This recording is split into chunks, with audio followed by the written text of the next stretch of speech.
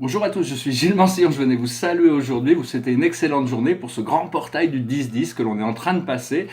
Je ne sais pas exactement encore, bon, souvent c'est des choses qui se passent inconsciemment, hein, ces téléchargements qui viennent de l'univers sont des choses qui dépassent le niveau de conscience. Alors la carte de la journée pour rapport vis-à-vis des archanges, c'est le chevalier d'Ariel, digne de confiance, compréhensif, dévoué, drôle. Vous avez tant à faire, définissez un programme très détaillé. Une personne gentille veille sur vous. Voilà, donc bon, ça correspond à quelque chose pour moi en tout cas, parce que j'ai tellement de projets, je suis tout seul à me débrouiller avec tous mes projets qui partent un peu dans tous les sens. Donc je vais essayer d'arriver à la complétion de certains projets, je vais essayer de finir mon livre bientôt. Donc ça devrait, et puis bon, j'ai des projets aussi, j'espère qu'ils vont pouvoir avancer aussi. Je voulais dire aussi par rapport à pourquoi je me rase la tête, dans un sens, je ne sais pas si voir le stamina de tenir jusqu'au bout, mais j'ai pensé c'est pour compenser cette mode des barbes, il y a des barbus partout, j'ai rien contre la barbe, c'est pas désagréable du tout, mais c'est juste pour compenser un peu, j'ai l'impression que c'est bien de ne pas être trop à la mode non plus. Donc voilà, hein. J'ai peint toute la nuit, j'ai plein de nouveaux tableaux que je pourrais peut-être montrer, mais ils sont tous en train éparpillés dans l'appartement en train de sécher parce que c'est de la peinture assez en épaisseur. Des fois ça peut prendre jusqu'à 24 heures d'immobilité avant de pouvoir les relever et les regarder sur les murs. Alors je vais tirer quelques cartes par rapport à la cache. Le plus haut de sagesse pour nous, c'est cette merveilleuse carte de la finance. Finance, vu qu'on vit dans un monde qui est monétarisé, au plus il faut libérer nos finances. Très important d'une manière ou d'une autre. Ce que l'on doit comprendre, c'est la ferme, c'est-à-dire arriver à être autosuffisant, à avoir assez de pouvoir se nourrir et nourrir les autres.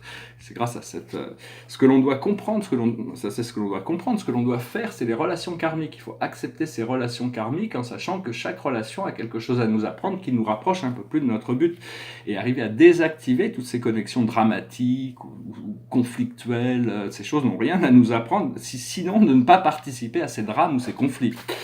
Et le message général pour nous, c'est homme-femme, c'est-à-dire arriver à s'élever au-dessus des polarités, arriver à ça ne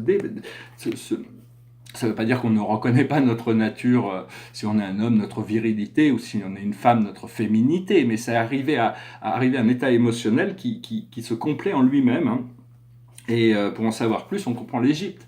L'Égypte, le pouvoir de la sagesse égyptienne, c'est quelque chose de très très fort, très puissant. Je voulais dire justement par rapport à la sagesse égyptienne, c'est une autre petite compréhension qui nous a été apportée par le maître de sagesse, Thoth.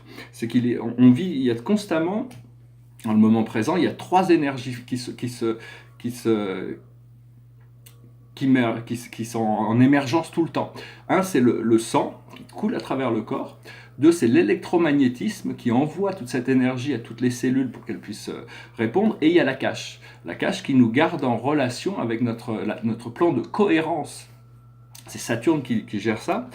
Je voulais aussi aborder, bon, derrière moi c'est un tableau qui dit « La vie est une magnifique toile blanche ». Pas très droit.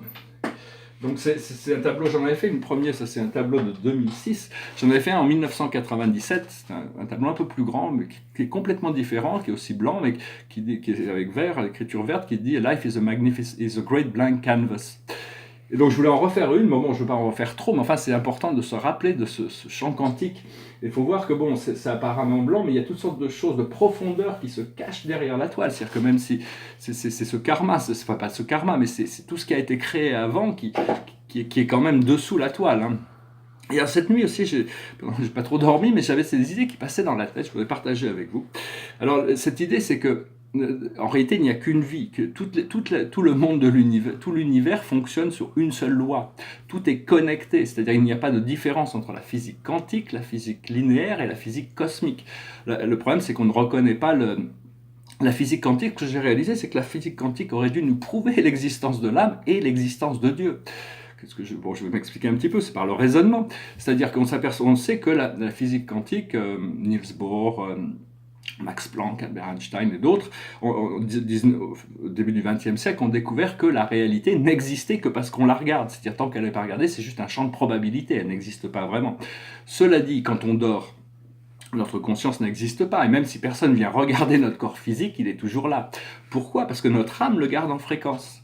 Et c'est pareil pour la physique cosmique, c'est-à-dire qu'avant qu'on ait découvert ces télescopes, on pourrait imaginer que toutes ces galaxies qu'on n'avait pas découvertes avant existaient déjà. Enfin, peut-être pas, mais bon, a priori, on pourrait l'imaginer.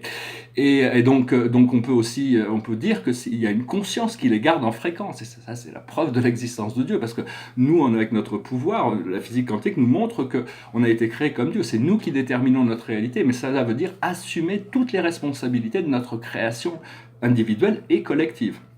Voilà, c'était juste de petites idées qui passaient par la tête. On verra comment ces choses se développent. Je parlais aussi du ministère du divin féminin et du divin masculin dans l'univers. Au départ, c'est des forces qui sont complémentaires, mais qui ne sont pas forcément en adéquation. Enfin, il y a tout un procédé d'évolution. C'est des êtres qui vivent la plus grande aventure. C'est une énorme aventure. C'est les créateurs de l'univers, et donc ils créent un univers à leur image et tout ça. Mais avec le temps et l'évolution, où les planètes, les systèmes, les constellations vont dans la lumière, le Père divin et la Mère divine atteignent des niveaux de coordination supérieurs. C'est-à-dire que Dieu a créé cet univers évolutif pour tout le monde, hein, même pour les grands êtres de lumière qui sont le programme. Hein. Voilà, j'espère que cette vidéo a été intéressante pour vous. Je n'ai pas de chanson qui m'est passée par la tête, mais bon, ça me reviendra. Je vous souhaite une excellente journée. Merci beaucoup. Namasté.